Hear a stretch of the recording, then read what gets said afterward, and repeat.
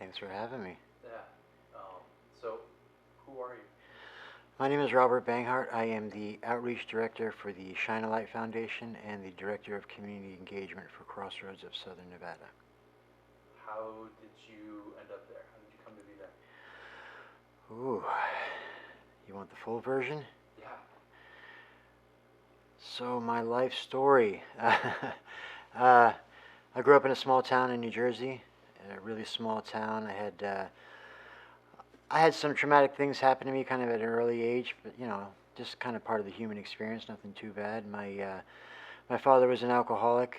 He left very early on. I don't know that he was there that much to begin with, but he left pretty early on, and he moved on, had another family. My mom remarried kind of quickly to the man that I call my father that raised me, and we young, building a life, working a lot, and I I was the kid that, and I say this because this is my experience, that I believe I was born alcoholic.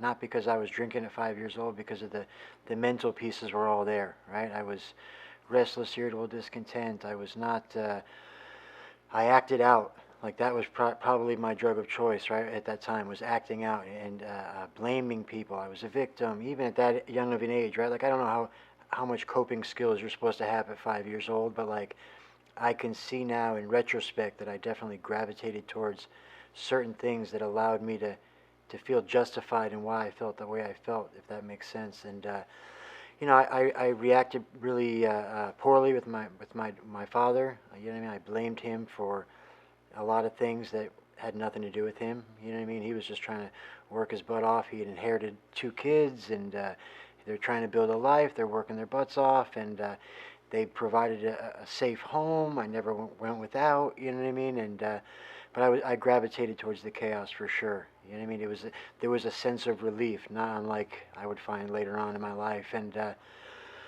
fast forward, I'm probably 14 years old, and on the outside I look happy, I smile, and but inside I'm miserable. I hate myself. I hate life. You know what I mean? I can remember having like borderline suicidal thoughts. You know what I mean? Nothing actionable, no plans, but like definitely way darker than I think a normal person. And 14 years old, a man shows up at my doorstep and he tells me that my dad's died. I would find out years later on that he died from an overdose. I'd never met my dad at that point. The only memory I had of him that I believe is a memory of him was I was super young. He's hitting my mom. They're fighting. He leaves. I never see him again. This man I've never met. He's my uncle. We stayed in contact for a little bit, but not too long. And then another couple months after that, my grandfather passes away. My grandfather's at that time the only real man that I like looked up to and respected. You know what I mean? I hadn't quite gotten to that place with my father yet, and so once he left, the last thing he said to me was, "Don't cry. Your grandmother needs you to be strong." And at 14 years old, I didn't know how to process that, so I didn't, and I haven't cried to this day. It's 32 years later. So again, the way that I allowed things to affect me, right? And once he passed, I kind of went off the rails. You know what I mean? Like I was going to school, but acting out all the behaviors, and I ended up going to prison when I was 17 years old.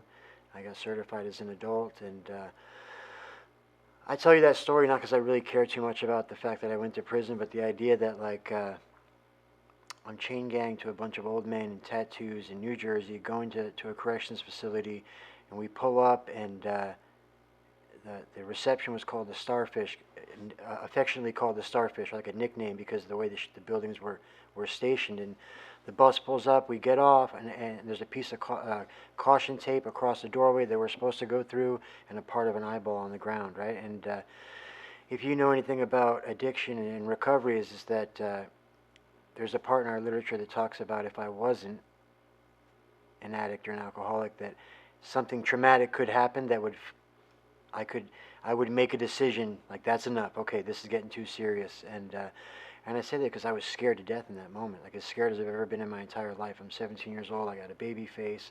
This is not me. This is not what I do, and it wasn't enough.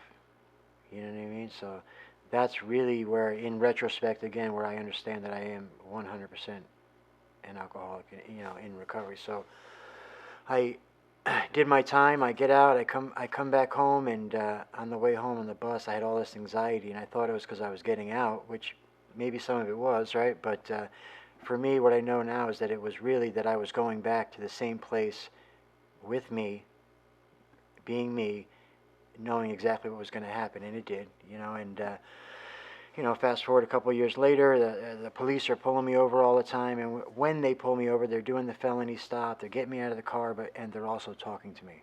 They're trying to help me is really what's happening, right? And I can't see it at the time, but so I decide that my town's the problem, the cops are the problem, right? Like it's always somebody else, and so I buy a plane ticket. I come out to Vegas because I got a using buddy out here, and that I'm going to come to Vegas to change my life, and I love Las Vegas. I love living here. It's my home. I've been here for 25 years, but it's like anywhere else. If I'm not going there with the right intentions, it's you know what I mean. And Vegas obviously takes it to another level, but and that's exactly what happened. And I had this I call this my period of outward manageability, right? Where I was building a career. I was working in restaurants. I worked for Wolfgang Puck. I worked for Emma Lagasse. I worked at the Venetian as assistant banquet chef. I was building a career. I got hired to go work in Louisiana after Katrina at a restaurant. So it wasn't like my entire life was falling apart, but it was, right? I was working for Wolfgang Puck, and I was about 2 years in, and I get a call from the chef that Wolfgang's coming to town and he wants to talk to me. I mean, that's what I heard, right? He wants to talk to me. The reality was he probably wanted to talk to a bunch of people, but when my time came, he sat down, and I thought for sure, he's gonna give me my due. Finally, I've arrived, all that, and really, what he told me about was my alcoholism and about wasted talent and how nobody wanted to work with me. You know what I mean? So, again, right? It's third or fourth example of people trying to help me, but I can't hear it. And so again, I did a geographical. I went to work for Emerald because Wolfgang's the problem, and then same thing happened there, and then that continued and continued. And if I fast forward, I was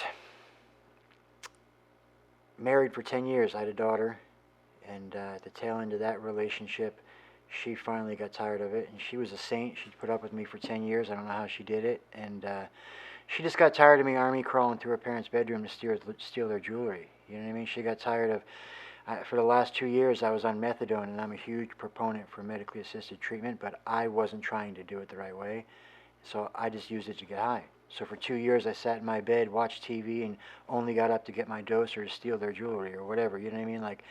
And eventually she broke. She kicked me out, and I got arrested shortly after that for something petty, and then that was my first trip through recovery. I landed at a place called the Samaritan House, which is like a low bottom house with very raw, very in your face, let's go, we're gonna do this, and I was able to get sober, did all the things I was supposed to do, and but for that trip through recovery, I wasn't 100% surrendered, and things came back very quickly. And very quickly I started to think that I had figured it out, right? That I was doing something. And I got married again. I had another daughter, and I stayed sober for about 3 years. I stayed sober, not recovered, because I just was abstinent. I wasn't really recovered. I wasn't on a spiritual path. I wasn't trying to grow. I wasn't trying to help people. I was just sober, and I got asked to speak at a meeting on my 3-year anniversary, and I went to that meeting and I spoke, and my head was so loud that I went home that night and I got high. And within a month I was homeless. That wife left as I had instructed her to when we got married, because I know what kind of addict I am. If I get everybody run, because I'm going to take everybody prisoner, and she did, and within a month I was homeless. I'd never been homeless before in my life, and my homelessness, I was homeless for about 5 years, and my homelessness was progressive, just like my addiction. I started out living in campsites on the surface, and then I tried to make my way down to Catholic Charities after about a year, and I lived in that area for about a year, and then I went up to by the rescue mission. There's a wonderful establishment called the Moulin Rouge. It's been abandoned for about 60 years, and about 200 of us lived in there for, whatever it was, a year, and then I was there as they were blowing it up, and then the day came, somebody came to me and said, I think he said something so simple, it's like, let's go get high over here, and I went with them, and he went to the tunnel that was right in that area, and I saw it, and it was like the same feeling I get right now, like when I go home. Because in that space, I had found somewhere away from anybody, this dark hole with a roof that I could go and hide and just use the way I wanted to use and just be like this authentic whatever, right? And I lived in that tunnel for 2.5 years, and my world got so small, like think about homelessness. Think about like I didn't use a watch, I didn't use a phone, I didn't watch TV, I didn't know what was going on in the world, the news, nothing. So my world got very, what's next? Like I use the analogy of or the description of primal, because everything was just basic need. Now that's it. Because that's what happens when hope is removed. You don't plan, because you don't even think about it. Right? You just think, what can I do right now? And that was my life. So at the end of my homelessness, my hustle when I was homeless was like low bottom basic stuff, like crimes of opportunity, like car doors open, storage units open, dumpster diving was a big one, and I was never really a panhandler. I couldn't, for some reason that's where I drew the line. I don't know why, but the last day I had found something, like found a suitcase full of stuff that somebody had thrown out or whatever, but it had a whole bunch of stuff in it. So I don't know if it was like an eviction or whatever, but so I came through my neighborhood, and in my neighborhood, the Cubans kind of ran all of the dope. Like they ran the neighborhood, and every time I would come up on something, I would go see them and give them something, because they always looked out for me, because there was always somebody looking for me, because I was always stealing something. That was just what I did in my addiction. And when I went through the neighborhood, I gave them something, and I think I flashed too much stuff. I think somebody saw what I had, and it was a good amount of stuff. So I went to my tunnel after, and on my tunnel there was the train tracks ran right there. We called it the homeless highway, because it connected the rescue mission to the other two facilities, Catholic Charities and Salvation Army, and you could walk it without being bothered by the cops. So as I'm walking from my tunnel, I jump on the train tracks, and there's 4 businesses right there. And if you didn't live in the area, you wouldn't even know they were there. And I'm not sure they were legal, because they're not there now. So I go to the 4th business, and I drop all this stuff off, and I had been using this guy for a long time. He's like, yeah, come back in an hour, I got you. I'm like, all right. I leave, I go get high, and when I come back, it's dark, and when I come back, there's 3 guys waiting for me. And I knew who they were. They were other guys that I was homeless with, and in kind of like in a weird way, we were kind of competition, because we both worked with the Cubans. We both had the same hustles, and there had been some animosity, nothing to the level that I thought what was about to happen. But when I went back, I saw them. They had a hatchet, a knife, and a pipe, and again, in retrospect, I understand now that, like, the exact nature of what I am as an addict, right? Like the disease of no choice, because there was no part of me that thought that I could physically overtake them and get through them. But on the other side of them was my next fix, what I needed to get my next fix. So I went, even though I knew. And they killed me, is really what happened. They murdered me. They hit me with the hatchet a couple times in the head, the pipe. They beat me. They stabbed me in the leg. They broke my jaw. They lacerated my liver. They drugged me onto the train tracks right there. And so for me, this is how God shows up in my life. And I use that word God. I'm not a religious person. For me, it's just something bigger than me. It's an energy. It could be whatever it is. But this is how God showed up for me. That was the 4th business. The 1st business, there was an overnight security guard that I had cultivated a relationship with over the years. We would get high together once in a while. He would feed me, like we'd talk, whatever. And I had no idea he was there, but he was working. He saw it all happen. He called the cops, called the ambulance, whatever it was. They all come. They pull me off the train tracks. They revive me. So when I wake up, the train is going by. And I still think I'm fighting for my life. I've got a knife sticking out of my leg. I'm bloody. Everything's ripped, everything. And they gave me a shot of morphine, and I died again. And I woke up in the hospital 3 days later. And when I woke up in the hospital, I had a nurse yelling at me, she again trying to help me, calm me down, because I'm still think I'm fighting for my life, 3, 4 days later. And then I feel a hand touch my forehead, and I hear the words, calm down. And then I feel like the overwhelming presence of God in that room. God for me, it was something so massive and beautiful and peaceful. So God came to me quite literally through a shot of morphine on life support. And I don't say that to downplay the moment, you know what I mean? Just to explain that, like, my biggest resentment coming in here was that, like, God didn't want anything to do with me. He made me this way and all these things, and he just came to me how he came to me. You know what I mean? It wasn't some mountaintop. It wasn't these things that I thought it had to be. Nobody ever told me that, right? But I thought, and really it was a much simpler and more beautiful experience. And in that hospital, I was on life support for a couple of days. Then I got transitioned into a physical therapy hospital. I was there for about a month, and they couldn't wire my jaw shut because I had swelling of the brain, and they were afraid I was going to throw up. And I was able to recover in that hospital, and 120 pounds. I've got 4 teeth, you know what I mean, staples in my heads and all the things. And the swelling of the brain is really great if you're new in recovery, because I was full of resentment and fear. But the swelling in my brain, I would forget, just constantly forgetting. So you would tell me something, I'd forget. You'd ask me a question, my motor skills and my all the what is it? My connection was off. You'd ask me a question, I'd answer you 4 minutes later, and I thought it was in real time, which is great because I was living in a sober living down. I went to a sober living from that. While I was in that hospital, Paul shows up. Paul shows up. He's at the time Shine a Light, Freedom House, and I had known Paul in recovery before, so him and my mom and a bunch of the people in the community, in recovery community, had been looking for me while I was homeless, and then they were like kind of the point of contact for my mom back in New Jersey. And I finally had landed in this hospital. Like, we got him. He's almost dead. Go talk to him. Paul shows up, and when I looked at him, I had known Paul when he wasn't doing so well, and I looked at him, and I knew that there was very clearly something working in his life that wasn't working in mine, and that was it. Like, that was it. There was no like, yes, I want to do recovery and all that. No, it was just like, something was going on, and he offered me a scholarship to go to Freedom House for inpatient, and I said, okay. So when I got out of that hospital, I went to inpatient. When I got there, they couldn't medically clear me because of all the things going on, so I thought I was going to get dropped for sure, and he whisked me away to a sober living that he and I now oversee in the northwest side of town. And I'm at that sober living, and I've got a roommate who is blind. So he's talking to me, and I'm answering him 4 minutes later.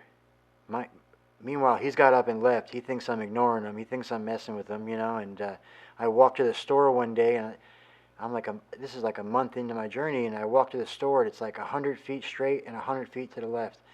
It takes me 15 minutes to get there and 6 hours to get home because I forgot. And luckily I had a phone that my uncle had bought me, and I was able to call some people. They were able to come track me down and bring me back to the house.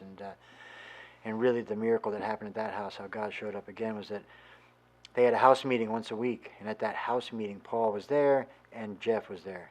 And those, obviously, that's my triangle of life. That's my 2 mentors and best friends, you know what I mean? So Jeff, owner of Freedom House, says, yeah, he needs us. Bring him back.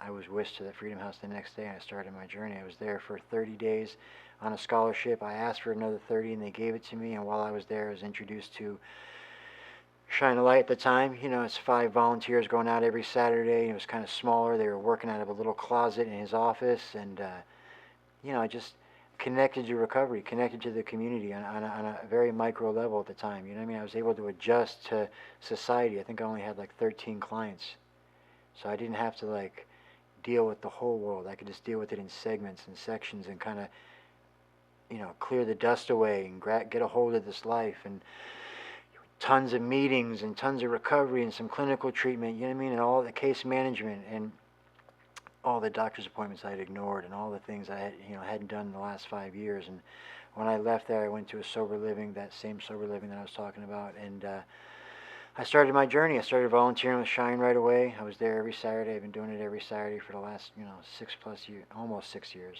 And I started working in treatment at about a year sober. I worked at the same treatment center that I went through. I was the court liaison, so I went from being homeless for 5 years to a year later, I'm sitting in courtrooms representing the treatment center, representing our clients, and communicating. And it was a really beautiful experience there too, because one of my now, as you go throughout life, you have these mentors, but then like, life takes you in different directions, and you're constantly looking for mentors in different pockets of your life. And there's a hearing master, Shannon Wittenberger, that really helped me find my voice, like really believed in me, was really like, hey, we need your, talk, let's see what you have to say, and helped me to really become, to add to what Jeff and Paul were already doing, and then, Dee Dee Parker, and there's some amazing people that I've been able to work through with the specialty courts in effect, you know what I mean? And I'm trying to think. From there I left, I went to Crossroads to do the court stuff there, and later on became director of community engagement.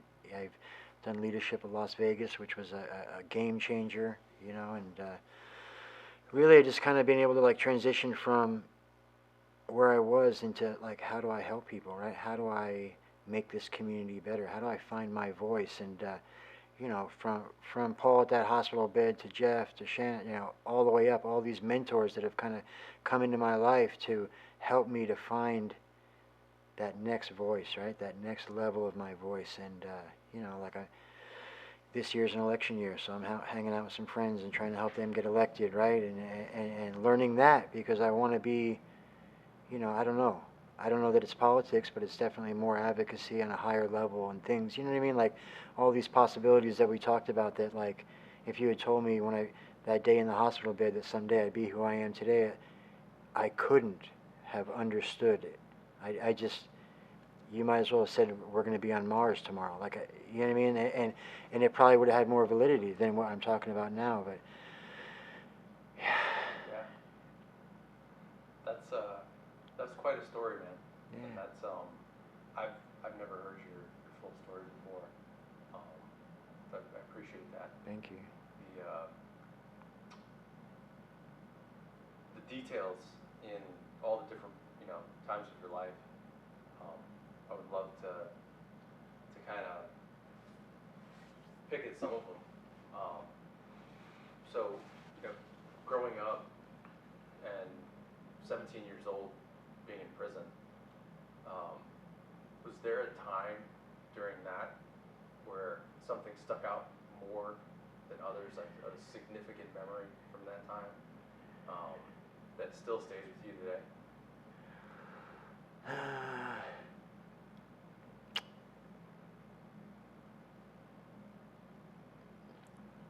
In prison, no.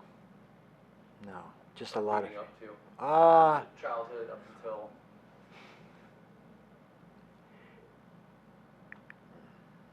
I mean, I had a lot of crazy, wild times, right? Obviously, when you're using a party and all that stuff. But for me, honestly, when I look in retrospect, it's a lot of regret. Like, and it's this weird caveat, right? Like, because today I get to be an older brother to my siblings. I get to be my mom's oldest son. She gets to be proud of me, right? Like, I get to give her that gift that she's deserved my whole life. So for me, when I think back in those times, sometimes it's not that I regret it so much as like I see it for the wasted time. Time's so valuable. It's so wasted, Like my grandmother passed away while I was homeless.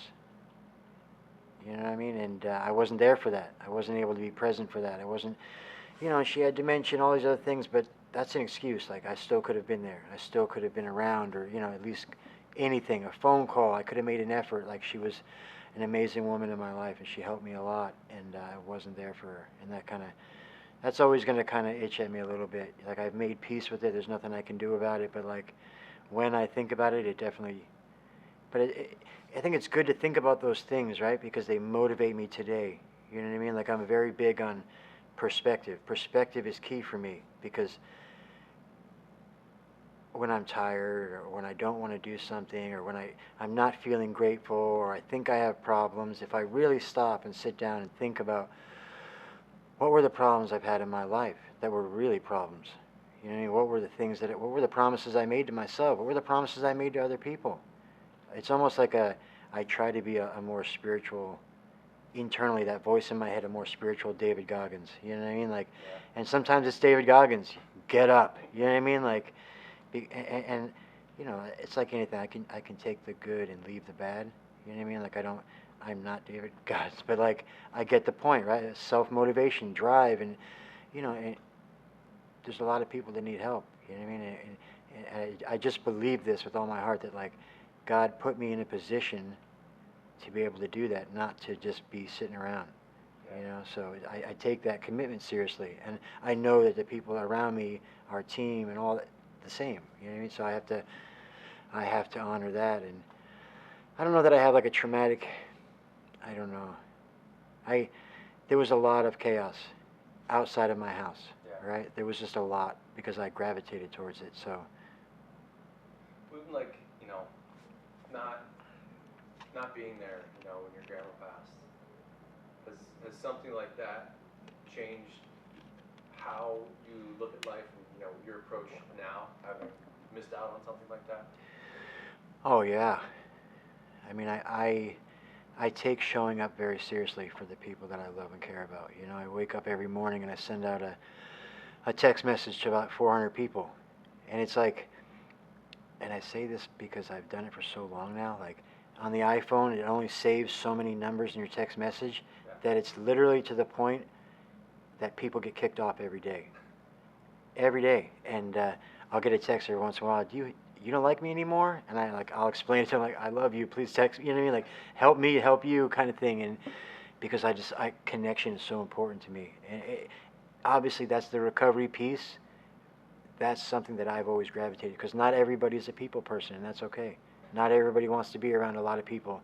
I have my spaces for my family and all that, but like I enjoy doing events and bringing people together. I enjoy that feeling because that's kind of where I feel. For me, that's where I feel God, right? In that presence of like, watching and looking around a room and seeing all these different people, knowing like the odds that all of us would be in this space at this moment, knowing who and what we have gone through and been through. You know what I mean? It's like an intersection of so many things that it can only be something bigger than us, right? Yeah, yeah, that's a great way of looking at it. I mean, you couldn't have orchestrated it if you tried. Never. Yeah. It never would have worked out. That's why it's working out. So, when you were younger, did you have like aspirations and dreams of what you wanted to do with your life? And what did that look like? Yeah, I mean, I started cooking kind of young. Like back home, you didn't have to have like out here where it's like sheriff card, this liquor cards. No, you just showed up. They paid you cash. You were good. So my grandmother, that same grandmother that I didn't show up when she passed away, she was a waitress in a diner, and she got me a job. So I was 14, 13, whatever, working as a busboy and in the kitchen, prep cook. So I I had aspirations to cook, but I also see that it was an environment that allowed, right? Like I didn't stand out in the kitchen. But if I had gone to work for Amazon, I probably would have stood out. So I see the kind of blended, like, I wanted more. It was nothing very specific outside of that. But that's, again, why I feel like I was born an addict. I was born an alcoholic. You know what I mean? Like, I was never, I would tell you I did. I might, like, my mom has a very different version of me. And that's okay, right? Like, you were a happy kid. You were this. And, like, yeah, like, you know what I mean? Outwardly, but you don't know what's going on in my head, just like I don't know what's going on in her. You know what I mean? So, and I say that because my mom's such like a powerhouse, dude. Like my mom is such a good human being. But yeah, yeah. Where's your mom now? My mom's back home. I texted her this morning. I sent her a podcast I did recently. It's a gift, right? Like I get to do those things today. Like, and I make sure when I do them, she's the first one I text. Like I want to share them with her. Like I want her to. She didn't sleep for 42 years. Like there's no amount of amends I'm ever going to make to her that's going to make that right. But what I can do is for the rest of her life make sure that she has something to be proud of, and be present for her. So that's the that's when all else fails. That's the last Goggins voice in my head.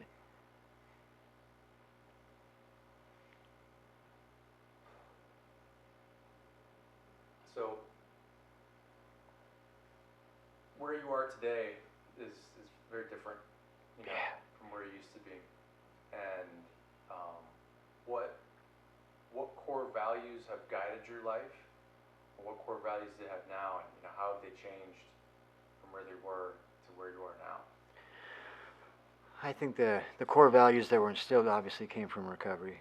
You know, just willingness and humility to the best. You know, practicing these things, knowing that I'm never going to attain perfection in any of them, but the willingness. I always use this analogy because I'm a visual learner. It's like plants grow towards the sun. They're never going to reach it, but that's where the food comes from, and that's kind of how I try to look at it. Right, like I need to aim in those directions and go in those directions. You know, and always be willing to ask for help.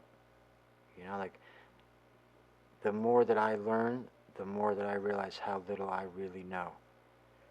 And it's like whenever I feel like I know, I got to be really careful. It's a dangerous space, you know, because that's not humility, right? Like that's ego. I can be confident because that's the true definition of humility is not subservient or egotistical. It's in the middle. I know my value, but I can listen to you. I know my value. I can ask for help. I can get other perspectives. Like I, I joke with I, if I have a good idea, I call somebody.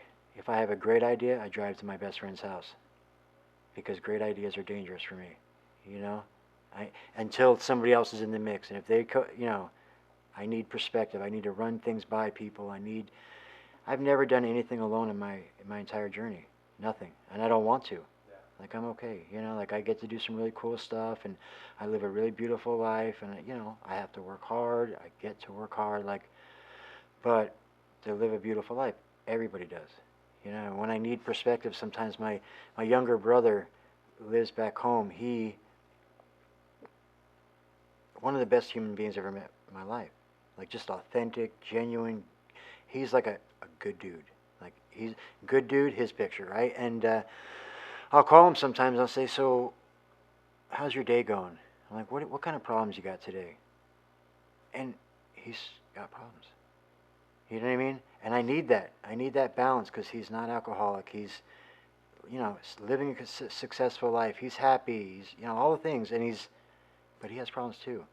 And we forget that, right? Like, if I sit in my stuff for too long, I'll think I'm the only one that has problems, and my problems are worse than your problems. It's like, stop. You know what I mean? Like, and thank God for that practice, right? That was taught to me in recovery and through great mentors, and you know what I mean? Like because it's allowed me to get to the spaces that I'm at now. Because I'm not going to stress about all these little things and be held down by them. You know what I mean? Like, I'm going to work through them. I'm going to talk, like, so I think that the core values is just perseverance, willingness, growth, you know, being willing to accept help, asking for help, right? Like, those are really brave acts, especially in the world we live in today. You know, where everybody's judging you and everybody's looking to tear you down. It's like, or not looking, but you know, there's a lot of that, and it's like being authentic and being genuine. Like, I would rather have a conversation with somebody that's telling me their problems and being honest than telling me what you've accomplished. Like, that's great. You know what I mean? Okay. But who are you? You know what I mean? We lead so many conversations with, what do you do for work? When I went through leadership, that was the biggest thing, right? We had this retreat in the beginning of the year, and you couldn't have your phone with you. And you know, mind you, I've been homeless for 5 years. I come in now, it's like I'm like everybody else. Google Calendar, all. I can't even exist without a phone, and now I can't have it. And what it did was it forced connection, because every single time I went, instead of I didn't have the escape, and we weren't allowed to ask anybody what they did for work. So it forced genuine conversation, and it teaches you very quickly how all of us have kind of been taken away by all these algorithms and all this other stuff that like we're losing like legitimate connection, you know? And if you really, I guess I shouldn't say if I really think about it, it's like, again, time is the most valuable asset you have. You will never get it back. And if somebody is giving you their time to listen or to be honest with you, like, that's a gift. It's a gift that cannot be replaced.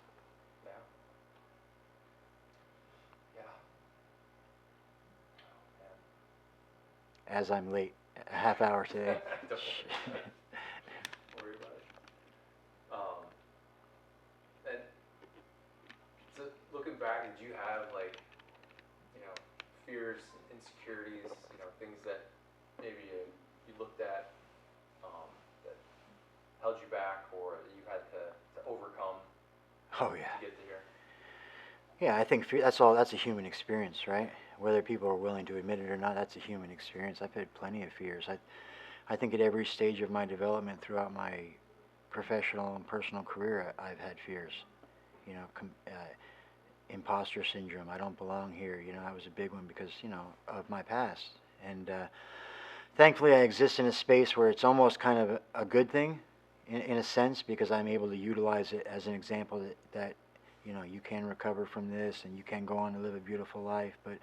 But yeah, I think in the last 2 years, for sure, I've moved into spaces that are not that, right? Where with leadership and all these other things that, like, I'm in the community more now. And yes, they may know my past, but like that's not their past. So it triggers some of that stuff. But you know, my overwhelming thought is this: like, God didn't put me here for no reason. You know, if He's putting it in my path, it's here for a reason. And you know, I'd rather be authentic and know who likes me than not, and not be sure. You know, and it's just that simple. You know, like I, respectful and all the things, but like when push comes to shove, if I can't call you and be honest with you, we're not friends.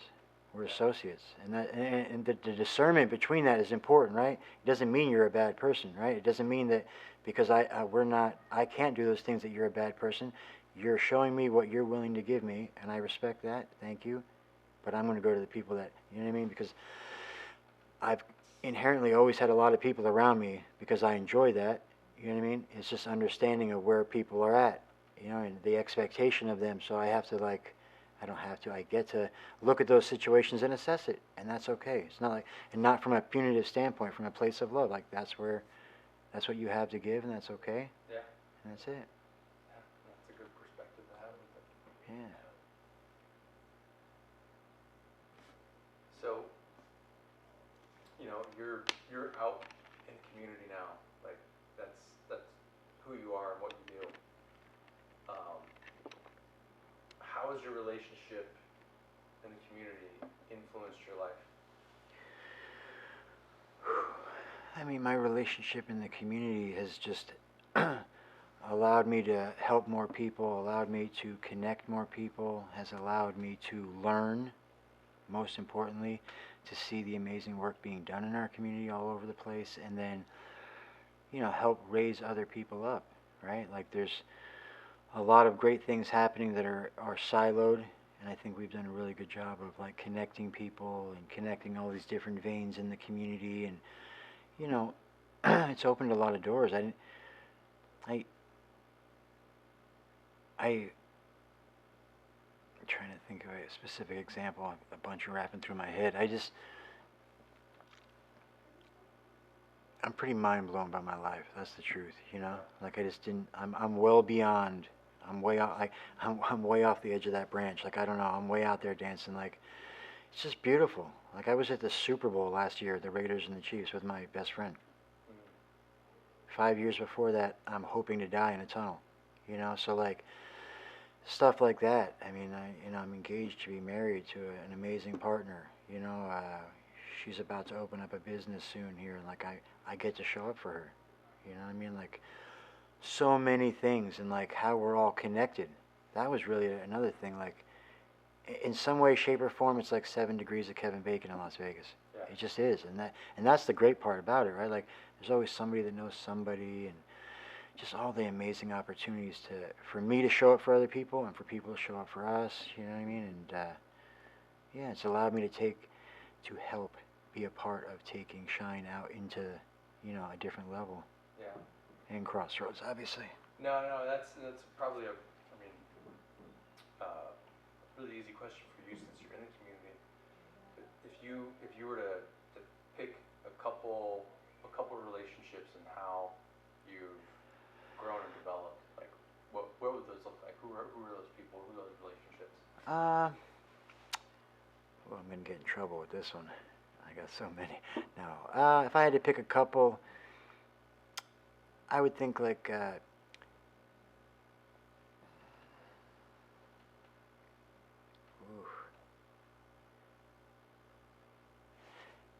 So one of my favorites and I've got a couple of favorites, but Leo Margadishian from Westcare, he's become a mentor to me and a great friend, you know, and shown up in my personal life and really been a great example of just his line is when it comes to the clients, the answer is yes. We'll figure out the how later, you know, and he lives that, you know. What I mean, I need that example, you know, and him, Marcy Davis, she's my, we jokingly call her my recovery mom.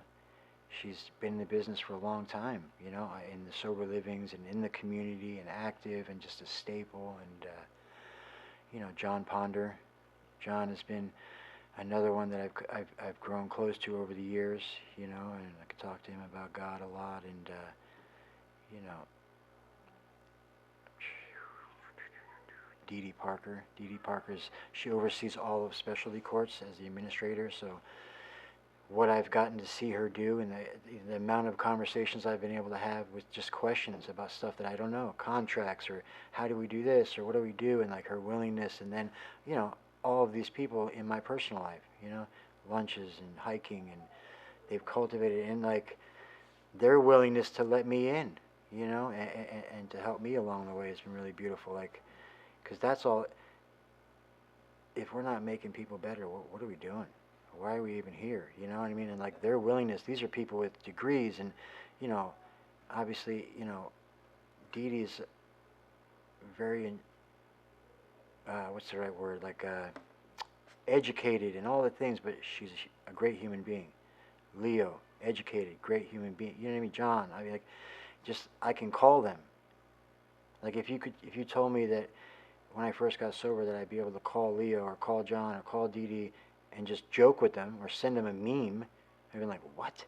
You know what I mean? Like, and I say that not because I'm trying to, like, they're like that with a lot of people. They're great human beings. It's just like the perspective again, to think that like they're, you know what I mean? They let me exist in those spaces with them is beautiful. Yeah. Who was your recovery mom? What was her name? Marcy Davis. Marcy. Beginning of your relationship to now, what did that look like? I think in the beginning, I seen her at events. I invited her to events because she runs a couple houses, and she's a staple in our community. And I just started seeing her, and I started trusting her, like having conversations. I saw that I could get honest with her, and she's somebody that I go to with my, you know, those days, and I can talk to her. I say, hey, I need to talk to you for an hour, and she'll set out some time. So that's on the personal level, and then professionally, obviously, we partner with her through Shine, and then, you know, she's just, we have a once a month, or now it's once a quarter, son's dinner, where it's like a couple guys in recovery that have gravitated towards her, and we go to dinner to honor one of our birthdays or something, you know, recovery milestone, or yeah, the things that I've cultivated from like a simple conversation to, you know what I mean? Like she has obviously an all women's house, but she allows some men to go to the meetings there, like on a special birthday or something, and we're one of them, right? Like cultivated, and like with a lot of these people, it's been a long journey now. It's been 5, 6 years of hosting events, and we're seeing each other and all the different lunches. So now there's a lot of depth to the relationships. It's amazing. So you're not the only person that calls her recovery mom. No, Yeah. there's like 6 of us, but it's all the same group of guys that we all hang out together. So Yeah. So when you reflect on your life and look at everything, you know, what do you hope would be your most significant contribution to your legacy, and how do you want to be remembered? I think Shine is Paul, I, and Jeff's legacy project, right? We wanted to create something that would last well beyond us, that would make infinite change in the way we even address these things, right? So holistically, that I think for me personally, I just want to know that I want to meet my maker one day, whatever that is, wherever that is, and know that I can say with complete transparency and honesty that I did my best, and that's it. Like it's really that simple for me, you know. I want to know that I can do that with a clear conscience. That I took the years that you gave me and I did the best I could with it. And just so you can explain if people don't know what Shine is, give a little detail of what that Sure. looks like. So Shine is a 501c nonprofit. We are a two-part foundation. First part would be the outreach, and I use the term layers. Layers meaning like outreach, as we're known for, is tunnels, washes, every Saturday out meeting with our friends in the community, letting them know about resources, building relationships, giving basic care packets, not trying to give them anything that's going to help them be homeless for the next week, but basic acts of kindness are like the key to a conversation. We call it chopping wood, just kindness, kindness, kindness, kindness, and then also within the community, 7 days a week, wherever we are, wherever we're at, whatever we're doing, we're talking about Shine, we're offering services, we're getting calls from, the 7-Eleven, because we have bracelets with our numbers on them that are everywhere now, and or it could be a community partner, it could be anybody. So all the layers of the community, and then the second piece is the IPATH program, which is our continuity case management. So Paul's big with acronyms. So IPATH, which is a beautiful acronym, Instant Placement with Access to Treatment and Housing. So that means that you call, we come. There's no wait list. You call, the idea is to be there within an hour. So you call at 2 o'clock in the morning, that might not happen, but obviously, typical during the day, within an hour, we get you placed. So because of our relationships with the community, the Leos, the Marcys, all these different people that we work, Johns, and the continuity case management is really the linchpin of it all. So if you look at the safety net as it is, it's siloed. And I say that because I went through detox 50 times. 50 times I went through detox. Somebody reported 50 successful completions, and then I went on to be homeless for 5 years. Overdosed 15 times, right? So those are inputs. Those aren't outcomes. So how did Paul came up with the idea of continuity case management? As we were working through it, we wanted to report outcomes. We'll also track inputs, of course, but that's not the end game. We want outcomes. So how do we get the outcomes? So through our lived experience in the safety net and seeing the glitches and the holes, we said, okay, how do we connect this? And that's continuity case management. That means you call us, we pick you up, we place you. We have the ability to place you anywhere, like a sober living for a night until we get you in detox the next day, whatever it is. But ideally, detox. Clinically, medically assessed, you detox for 3 to 5 days. If you don't need detox, you're cleared.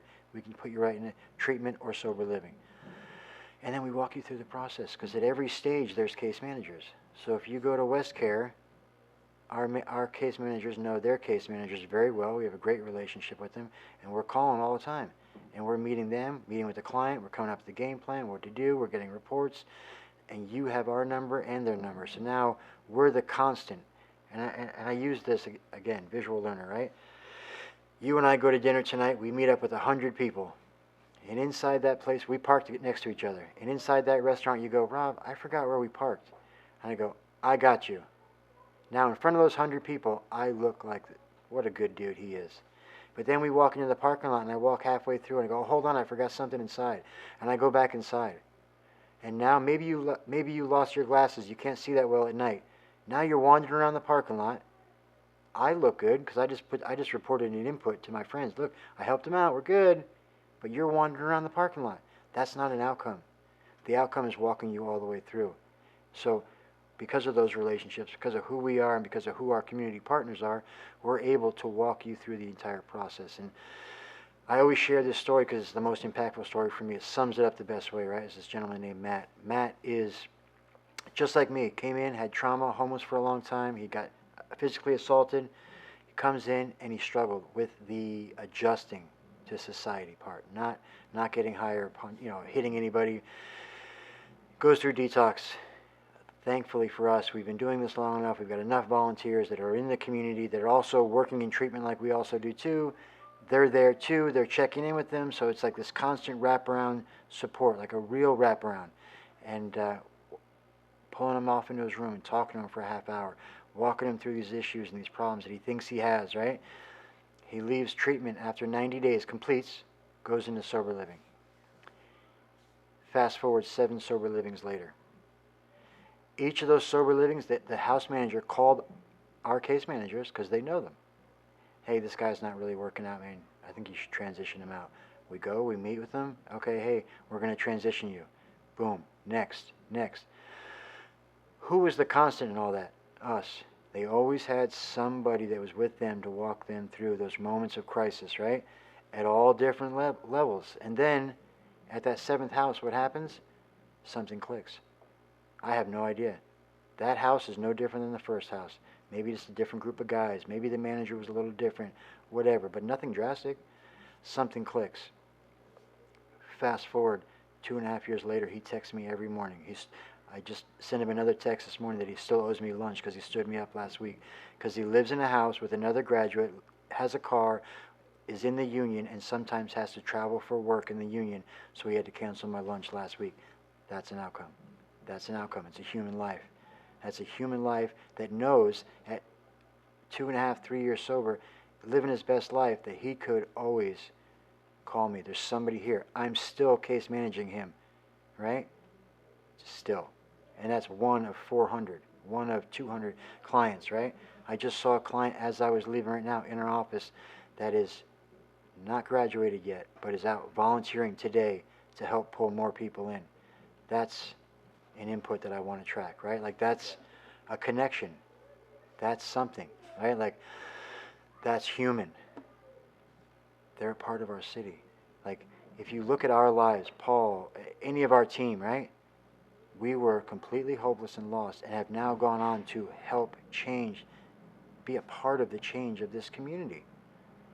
So, we're just the only ones, right? We're just the unicorns that got pulled. No, like, there's hundreds and hundreds of people.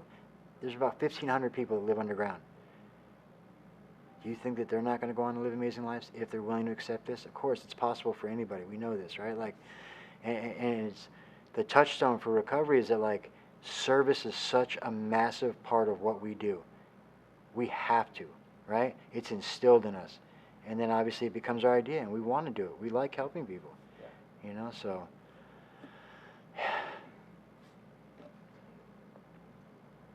One last thing, a couple last things. So, everything that you've experienced,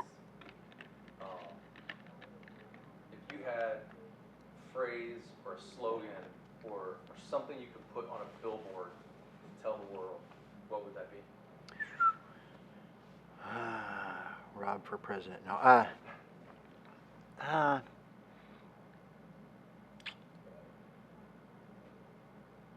You know, it's kind of. I got a couple, but yeah. I mean, the obvious is that we do recover. Yeah. Like, it is possible. Don't give up. Stuff like that. You know what I mean? Like, I don't know if they have a one-off catchphrase, but you know, it's possible. Yeah. You know, like, you're loved. People love you. Like, that was a massive thing for me when and continues to be. I think I still find myself being, like, touched by it in a way that, like, I didn't realize how much support there was. It's kind of my first year of being homeless. I was camped 3 blocks from the homeless triangle for a year, and I had no idea there were services right there, right? And that experience has continued through my journey. And some of it's on me, right? I'm blocking myself from it, like, not realizing that there's so much help there, not realizing having to over and over again reach out and connect and try and see, because there's a ton of people that want to help you out. You know, there's a ton of people that take this topic very personally, right, and want to help. So, like, you know, I never thought I'd have a hearing master, and Jeff and Paul and Dee Dee and, you know, John, and all these people. I could list hundreds of names of people that I consider mentors in different ways. You know what I mean? Like, one of my closest friends is running for state assembly in District 4. Like, you know what I mean? And, like, I'm out there trying to help him, like, knocking doors with him. Like, I wanted to die for the last 2 years that I was out there, and would get mad when I woke up. So, like, it's possible. Like, you're never too far gone. You just got to be willing to take some actions. You know what I mean? Whenever you get to that space, and as soon as you do, you know, you won't feel it immediately. but it's happening, right? Like I can see now very clearly how the universe was working in my life long before I realized it. You know what I mean? And over and over and over again, right? And yeah, You have purpose. You're loved. yeah, You have people that love you. for sure. All right. And then last one. Your younger self. What would you tell your younger self? What would you say? It's gonna hurt.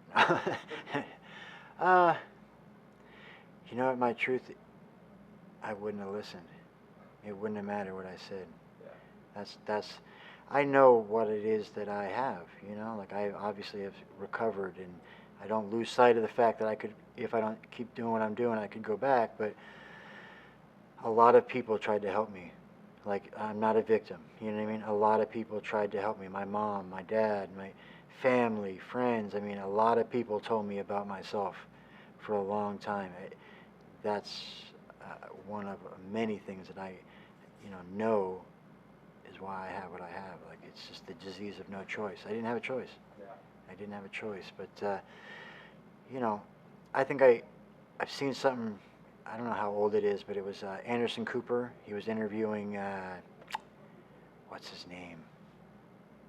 Glasses, dark-haired guy, pretty intelligent TV host. I'm drawing a blank. He was talking about gratitude, right? Mm-hmm. You have to be grateful for all of it. Mm. You can't say I'm grateful, but only be grateful for the good stuff. Yeah. You have to be grateful for everything. Like I see very clearly now why everything had to happen the way that it happened. It doesn't mean that I look back with fondness on it, like, wow, you really hurt some people. No, like I needed to have my experience to be where I'm at today. Yeah. Because without it, I wouldn't have the same resonance with it. I wouldn't have the same drive and purpose. So I have to be grateful for all of it, as painful as it was, And maybe I would tell myself that whether you can hear me or not, someday you'll be grateful for all of it. Yeah. Awesome. Do you have any anywhere that you want to send people that want to help your causes, help your programs, and support them? So we have Shine a Light, obviously a massive social media, not massive, we have a big platform for social media, obviously our website, Shine a Light LV, and then, Facebook, TikTok, Instagram, all that. We're a nonprofit, so we're always looking for donors, and I say this because that scholarship that I got that propelled me to the life I live today was all donations. So I have no idea how many $10, $20, $50, you know what I mean, a month donations they were. And we're a local nonprofit, so we're changing Las Vegas. So if you're local, come check us out. I'd love to give anybody a tour. If you hear this, come to the offices, come check us out. We're an open book, so. Donations, volunteer opportunities? Oh yeah, every Wednesday night, 4:30, we build bags at the office for that following weekend. So you'll probably run into a lot of current clients, community partners. You know what I mean? Come on down. And Saturday mornings, 7:45 a.m. We leave from our office to do outreach. So please reach out. Also, everybody's welcome. We love to take people out. Perfect. Thank you. Of course.